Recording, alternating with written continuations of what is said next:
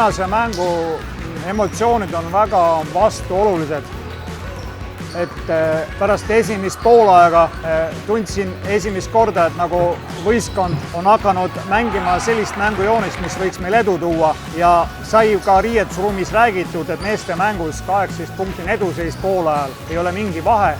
Kahjuks ikkagi mehed mentaalselt natukene andsid järgi ja sellest tulenevalt selline lõpptulemus.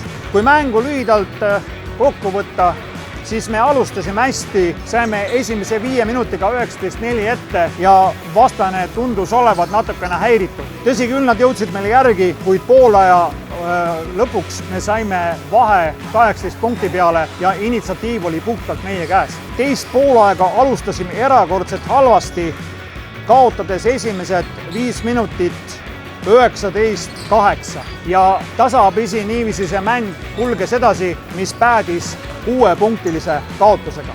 Mul on pärast sellist mängu raske üldse midagi väga rääkida, aga mõne sõnaga siis mõned faktid. Kaotusime taas jälle laua, seekord siis 32-56. Meil õnnestus teha 15 pallikaotust vastaste 25 vastu, aga tervikuna kaotasime näiteks 3 sekundi ala 52-30, nemad viskasid 52 punkti 3 sekundi alast, meie 30. Tõsi küll, me saime pallikaotustest natuke rohkem punkte ja esimesel poolel kiirrünnakust rohkem, aga teise poola iseloomu näitab see, et lõppkokkuvõttes nemad said 1 punkti kiirrünnakust rohkem, mis näitab järjekordselt meie nõrka teist poolaega. Mäng on läinud võistkonnal paremaks, rahulolek siiski kahjuks põhjust ei ole, teeme tööd.